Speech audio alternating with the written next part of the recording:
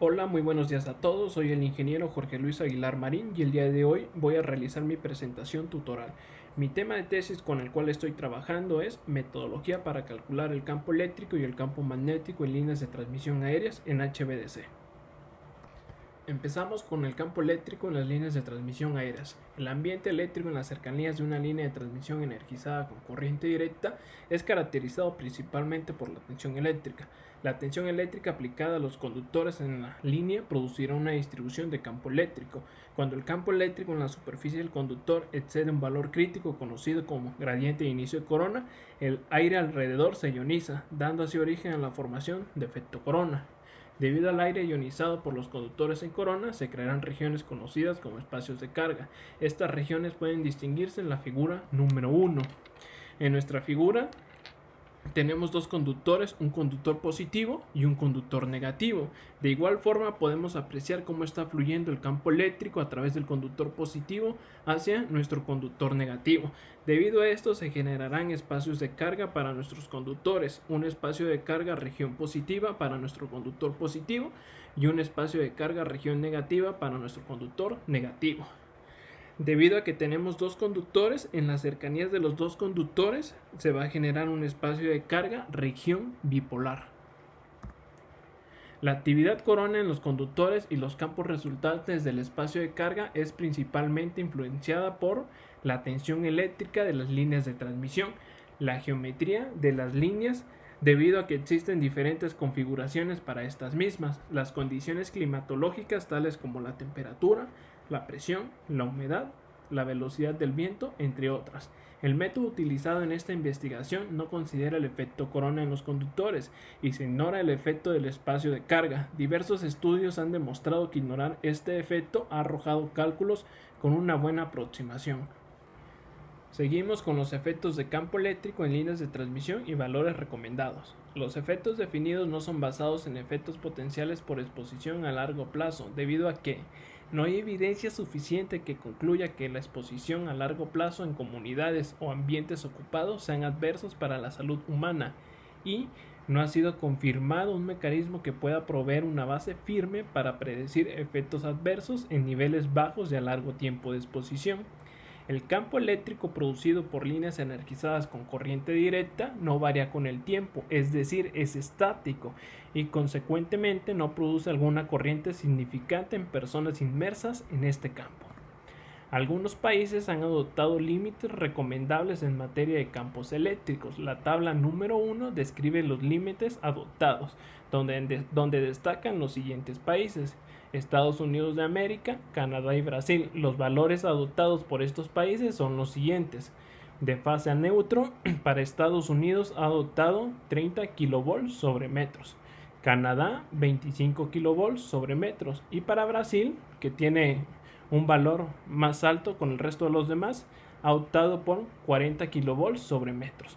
De acuerdo con SARMA, un diseño aceptable debe limitar los valores de campos eléctricos a nivel de tierra en 25 kV sobre metros. Cabe mencionar que actualmente en México no existe una especificación que pueda limitar los valores de operación de campo eléctrico en líneas de transmisión. Hasta la fecha, la Comisión de Proyectos de Transmisión y Transformación de la Comisión Federal de Electricidad ha adoptado como referencia para limitar los campos eléctricos en líneas de transmisión un valor máximo de 25 kV sobre metros. Continuamos con la metodología para calcular el esfuerzo del campo eléctrico en líneas de transmisión aéreas en HVDC. La siguiente metodología permite calcular el esfuerzo del campo eléctrico sobre el derecho de vía de una línea de transmisión, aplicando el método de las imágenes como se muestra en la figura 2, sustituyendo el plano de la Tierra por un conductor imagen idéntico al conductor en estudio, pero con una carga contraria y posicionando a una distancia h por debajo del plano de la Tierra. Como podemos observar, aquí tenemos diferentes variables con las cuales nosotros vamos a estar trabajando más adelante, donde D minúscula subíndice IJ es la distancia entre el conductor I y el conductor J en metros, donde D mayúscula subíndice IJ es la distancia entre el conductor I y el conductor imagen J en metros, donde H subíndice I es la distancia entre el conductor y el suelo en metros, donde menos h subíndice I es la distancia entre el conductor imagen y el suelo en metros. Empezamos con el primer punto, obtención de la matriz de potenciales de Maxwell. En una línea de transmisión con un total de n conductores entre hilos de guarda y conductores de fase, la matriz de potenciales de Maxwell con un orden de n por n será la ecuación número 1. La matriz de potenciales de Maxwell está conformada por dos elementos. Los elementos de la diagonal principal, que va desde P1 por 1 hasta Pn por n, dependiendo de los conductores que existan en nuestra línea de transmisión. Y el segundo elemento son los elementos fuera de la diagonal principal, que los vamos a obtener en la parte de arriba de la matriz y en la parte superior. Empezamos con los elementos de la diagonal principal. El potencial eléctrico propio del conductor I se obtiene a través de la ecuación 2, donde P subíndice II es el potencial de Maxwell del conductor I en metros sobre Faraday, donde epsilon 0 va a ser la permeabilidad eléctrica del vacío en Faraday sobre metro, donde H subíndice I es la altura del conductor I en metros, y por último donde R subíndice E es el radio equivalente del haz en metros. En la presencia de m conductores por polo, el radio se sustituye por el de un conductor equivalente, el cual se calcula con la ecuación número 3, donde m es el número de conductores en un haz, donde R subíndice I es el radio del conductor I en metros, donde S es la separación entre conductores en metros.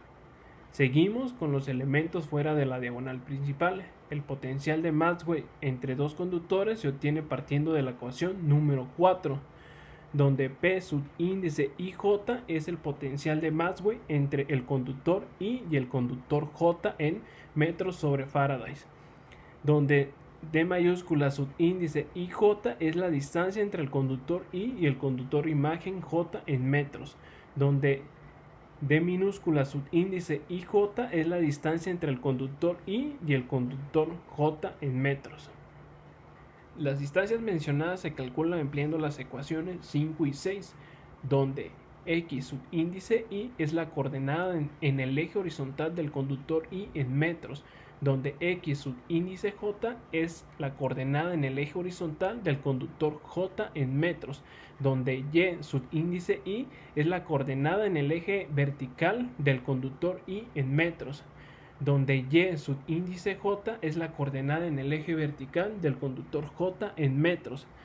Continuamos con el segundo punto, que es la suma de todas las contribuciones en un punto. La matriz de tensiones eléctricas será como se muestra en la ecuación número 7, donde B subíndice I es la tensión eléctrica del conductor I desde el conductor 1 hasta n conductores en kilovolts.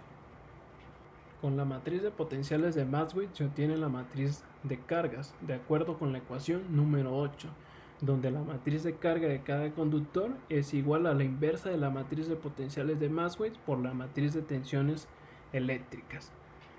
Las componentes de campo eléctrico debido a un conductor en un punto P con coordenadas XY situado a una altura de 1 metro sobre el derecho de vía se obtiene mediante las ecuaciones 9 y 10, donde E subíndice XY es la componente horizontal del campo eléctrico del conductor I en kilovolts sobre metros, donde la carga subíndice I es el valor de carga del conductor I en coulombs sobre metros, donde R subíndice real es la distancia entre el conductor de medición P y el conductor I en metros, donde R subíndice imac es la distancia entre el punto de medición P y el conductor imagen I en metros, donde E subíndice YI es el componente vertical de campo eléctrico del conductor I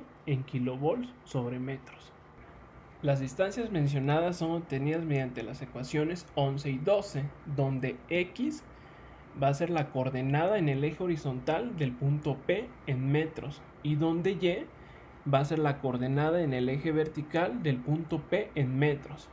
El campo eléctrico en el punto P bajo la línea de transmisión será la suma de las contribuciones de los n conductores y son obtenidas mediante las ecuaciones 13 y 14, donde E subíndice H es la componente horizontal de campo eléctrico bajo la línea de transmisión en el punto P que se desea calcular y va a estar dado en kilovolts sobre metros.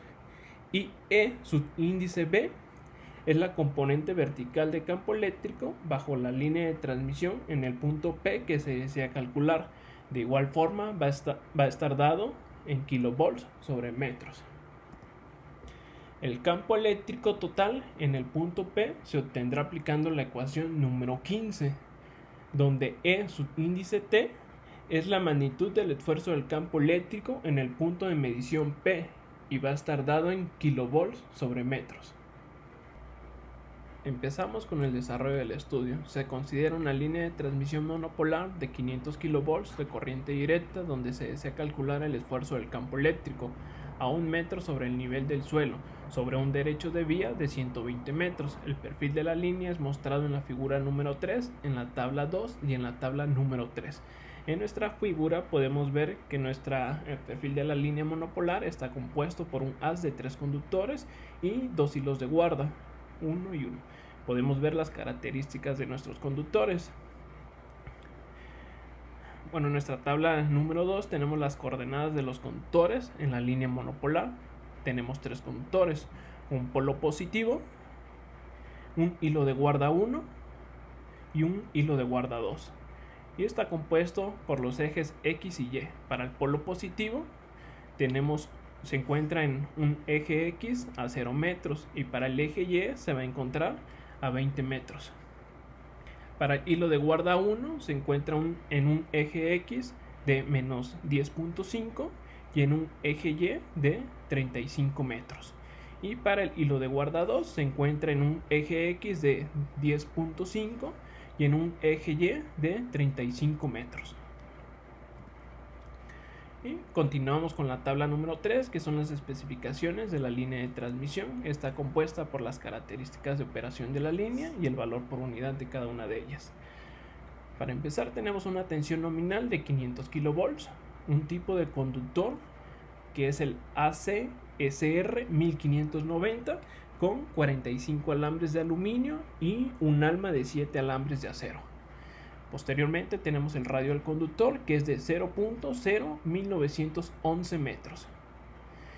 Tenemos la cantidad de conductores por polo, que ya lo comentábamos. Tenemos un haz de 3 conductores, seguido del espaciamiento entre conductores que es de 0.45 metros. La altura del polo es de 20 metros. La separación entre cables de guarda es de 21 metros. La altura del cable de guarda es de 35 metros. El tipo del cable de guarda es acero galvanizado de 3/8 de pulgada. Y por último tenemos el radio del cable de guarda que es de 0.00489 metros. Como primer punto tenemos la obtención de las matrices de potenciales. Empezamos con los elementos de la diagonal principal de la matriz. Se obtiene el radio equivalente con la ecuación número 3.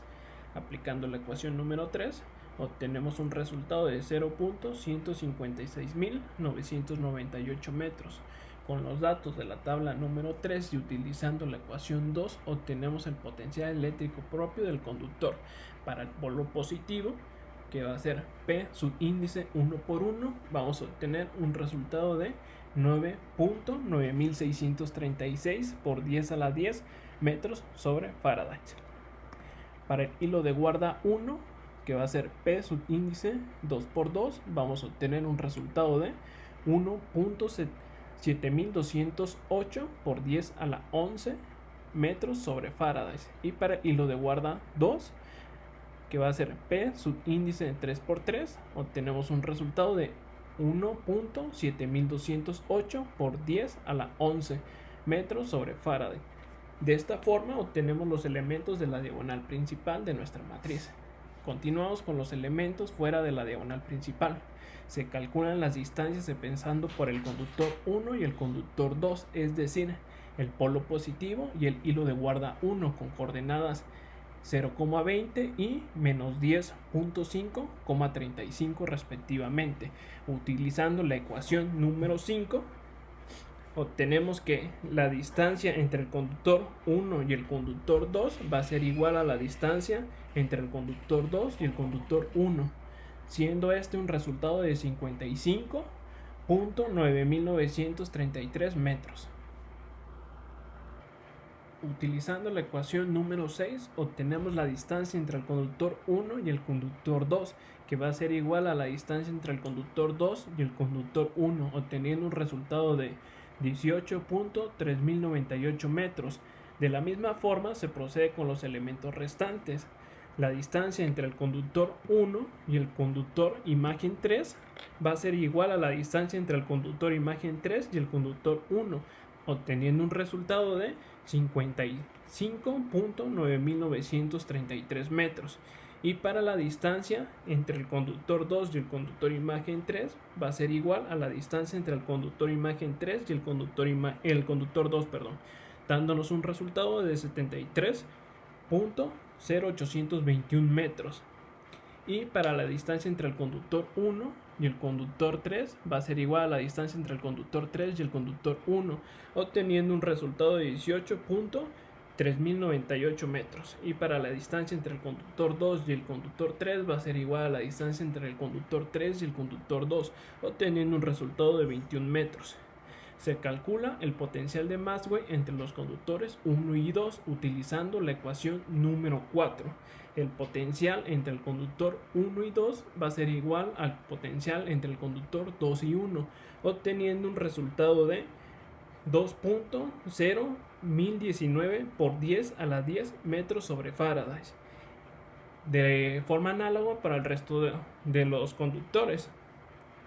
Para el potencial del conductor 1 y el conductor 3 va a ser igual al potencial entre el conductor 3 y 1, obteniendo un resultado de 2.01019 por 10 a la 10 metros sobre Faraday.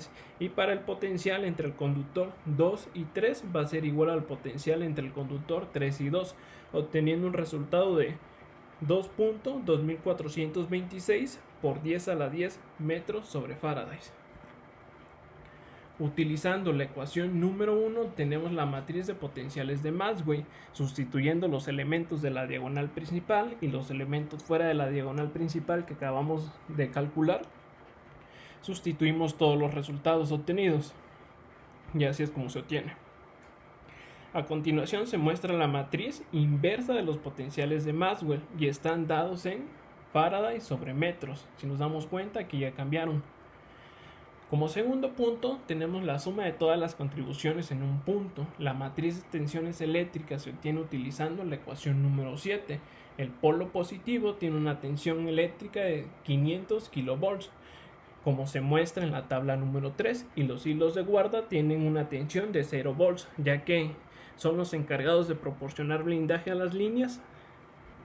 Desarrollamos la matriz de carga utilizando la ecuación número 8, donde la matriz de carga es igual a la matriz de potenciales de Maxwell por la matriz de tensiones, obteniendo un resultado de una matriz de 3 por 1, obteniendo un resultado para la carga número 1 de 5.237. Para la carga número 2 es menos 0.541 y para la carga número 3 va a ser el mismo resultado. Toda esta matriz es por 10 a la menos 9 coulomb sobre metros. Seguimos con el cálculo de las distancias entre el conductor y el punto P. Para el conductor 1, es decir, para el polo positivo, considerando una altura de 1 metro sobre el nivel del suelo a lo largo del derecho de vía de la línea, considerando intervalos de 10 metros. Para el punto P, x igual a 0, y igual a 1, empleando las ecuaciones 11 y 12. La distancia entre el punto de medición y el conductor 1 va a ser igual a 19 metros y la distancia entre el punto de medición y el conductor imagen 1 va a ser igual a 21 metros. De forma análoga para el resto de los conductores. Para el conductor número 2, la distancia entre el punto de medición y el conductor número 2 va a ser igual a 35.58 y la distancia entre el punto de medición y el conductor imagen número 2 va a ser igual a 37.50 metros.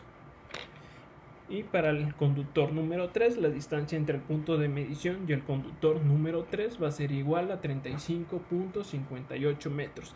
Y la distancia entre el punto de medición y el conductor imagen 3 va a ser igual a 37.50.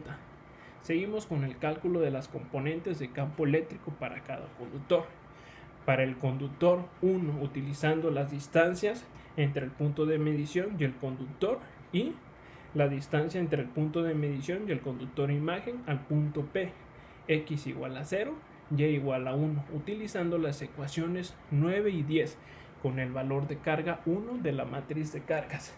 Para el componente horizontal de campo eléctrico del conductor 1 obtuvimos un resultado de 0 kV sobre metros, y para el componente vertical del campo eléctrico del conductor 1 obtuvimos un resultado de menos 9.44 kV sobre metros.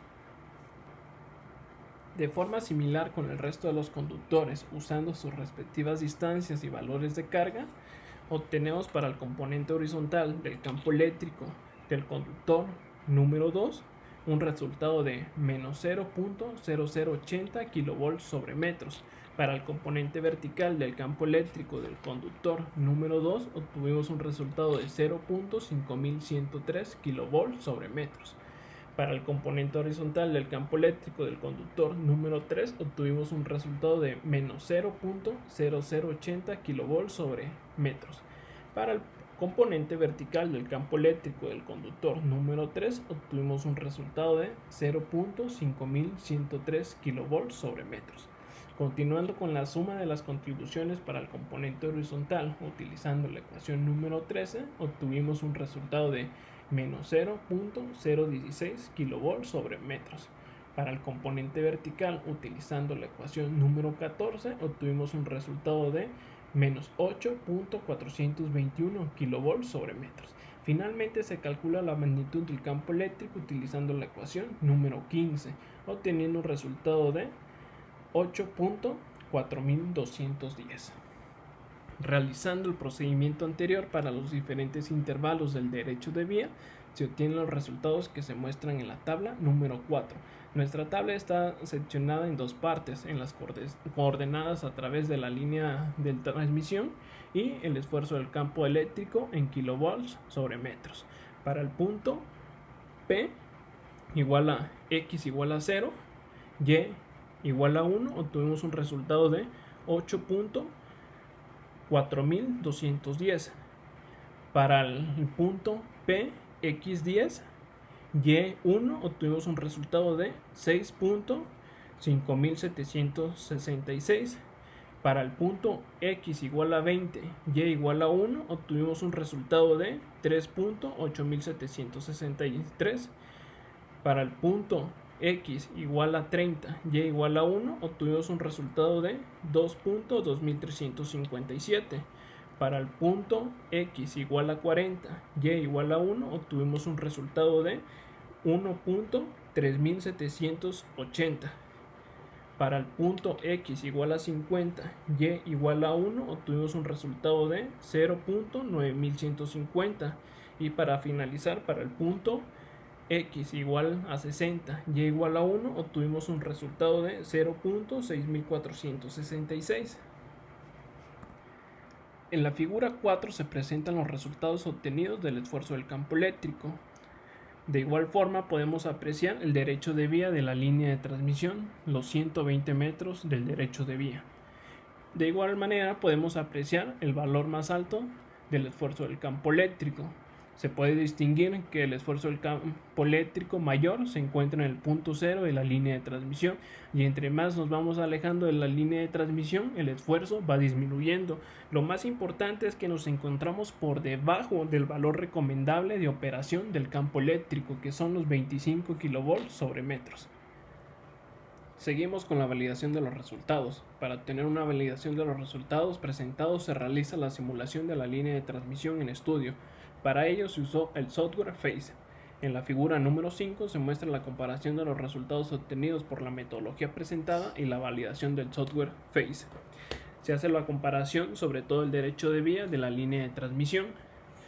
Se muestran los resultados graficados por la metodología en color azul y por parte del software se muestran los resultados punteados en color rojo, existiendo una diferencia muy mínima entre los resultados, es casi imprescindible. Haciendo la comparación de los resultados obtenidos mostrados en la figura número 5, se corroboran los resultados por parte de la metodología, presentando una diferencia aceptable del 2%. La diferencia generada es debido a que no se considera el espacio de carga en la metodología. Seguimos con nuestras referencias. A continuación se resumen algunas de las referencias con las cuales se han estado trabajando en esta investigación. Tenemos a Sigre 2011, Hilleman 1999, EPRI 2008, Sarma Marubada 2000, Frank 2011. Para finalizar, tenemos nuestro cronograma de actividades. Está seccionado por las actividades que se están desarrollando y los meses que se están realizando las actividades, comprendidas de agosto del 2019 a junio del 2021. Y para finalizar, tenemos el porcentaje de avance. La parte seccionada en color verde corresponde al periodo anterior y la parte seccionada en color azul corresponde al avance obtenido entre el mes de enero y el mes de junio del presente año. Se definieron los efectos del campo eléctrico en las líneas de transmisión aéreas en HVDC en el mes de enero. Posteriormente se definieron los valores recomendados del campo eléctrico en las líneas de transmisión aéreas en HVDC, igual forma en el mes de enero. Posteriormente a eso se desarrolló la metodología para calcular el esfuerzo del campo eléctrico en las líneas de transmisión aéreas en HVDC entre los meses de febrero y marzo. Posteriormente a eso se desarrolló el estudio para calcular el esfuerzo del campo eléctrico en las líneas de transmisión aéreas en HVDC entre el mes de abril y mayo. Seguido de eso se desarrolló la validación de los resultados con el software Phase en el mes de mayo. Y para terminar nuestra segunda sección se está desarrollando la presentación del segundo tutorial, dando así un porcentaje de avance del 53%. Las actividades que nos harían falta por realizar serían las siguientes. Para el tercer periodo sería desarrollar la metodología para calcular la intensidad del campo magnético entre los meses de julio y agosto. Posteriormente a eso se estaría publicando nuestro artículo. Cabe mencionar que se realizó el envío del artículo a la revista Nova Scientia y en la primera semana del mes de mayo y se encuentra en espera de asignación. Posteriormente a eso se realizaría la validación de los resultados con el software Phase en el mes de noviembre. Y por último, para esa tercera sección se estaría presentando el tercer tutorial en el mes de diciembre.